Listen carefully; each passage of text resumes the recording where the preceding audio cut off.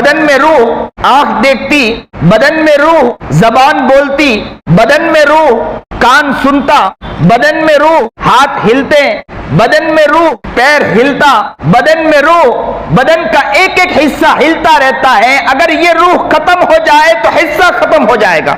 یہ روح ختم، آنکھوں کا دیکھنا ختم، یہ روح ختم، کان کا سننا ختم، یہ روح ختم، زبان کا بولنا ختم، یہ روح ختم، بدن کا ایک ایک حصے کا اپنی جگہ ہلنا ختم ہو جائے گا۔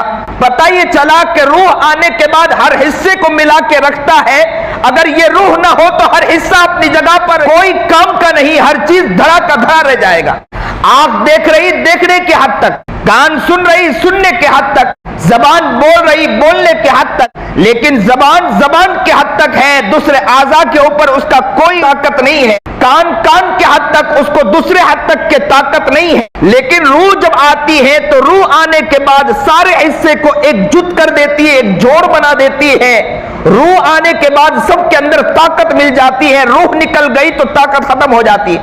آپ دیکھیں جب تک انسان کے اندر روح، آنکھ بیمار ہو تو ایسا نہیں کہ بدن کا ایک ہی حصہ تڑپتا ہے۔ آنکھ کے درد ہونے کی وجہ سے بدن کا دوسرا حصہ یہ کہے کہ میں تو نہیں جاؤں گا، بلکہ یہ ہوتا ہے کہ آنکھ کی تکلیف کی وجہ سے انسان یہ کہتا ہے کہ اب میں ڈاکٹر کے پاس جاؤں، تو بدن کے دوسرے حصے مخالفت نہیں کرتے۔ کان میں درد ہو، بدن کا دوسرا حصہ مخالفت نہیں کرے گا۔ کیوں مخالفت نہیں کرے گا؟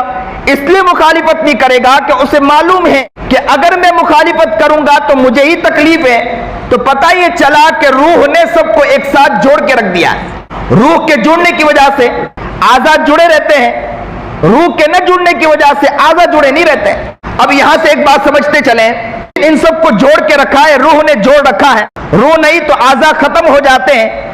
اسی طرح گھر کے معاملات کو دیکھیں، باپ کا کام بیٹی نہیں لے سکتی ہے، بیٹی کا کام باپ نہیں لے سکتا ہے، بیوی کا کام اپنی جگہ، بیوی کا کام اپنے باپ نہیں لے سکتے ہیں، شوہر کا کام اپنی جگہ، شوہر کی جگہ بیوی نہیں لے سکتی ہے۔ اسی طرح گھر کے ایک ایک افراد ہیں، بچوں کا کام بچے کی جگہ، بیٹے کا کام باپ نہیں لے سکتا ہے۔ گھر کے اندر جتنے بندے موجود، بہن ہے، بہن کا کام بھائی نہیں لے سکتا ہے۔ تو ہر آدمی الگ الگ ہے۔ اب ان سب کو جوڑنے کے لیے اللہ رب العزت نے بہترین چیز ہمیں عطا فرمائی ہے، دین اسلام۔ اگر دین اسلام کو اپنی زندگی میں مضبوطی سے انسان اگر پکڑ لے تو گھر کے اندر جس طرح جسم کے اندر روح طاقت پہنچاتی ہے، اسی طرح انسان دین اسلام کو پکڑ لے، گھر کا ماحول سازگار ہوتا چلا جائے گا۔